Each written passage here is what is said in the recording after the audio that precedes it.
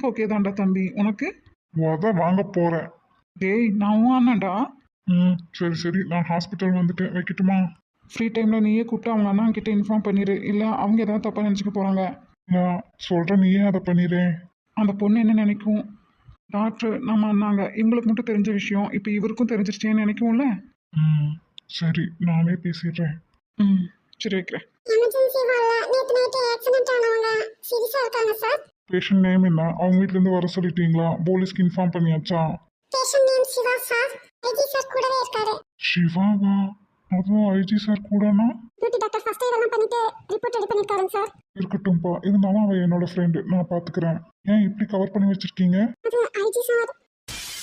நேற்று இந்த பொண்ணுக்கு தானே பர்த்டே, இவங்க வீட்டுக்கு தானே நேற்று நம்ம போனோம். பரமோ பார்த்தாவோட மாமா பொண்ணு தானே இருந்த. இந்த பொண்ணையே சிவாக்கா காலணும். சிவாக்கு யாருமே இல்லை, அவன் ஒரு அனாதைன்னு நீலா நம்ம கிட்ட சொன்னானே.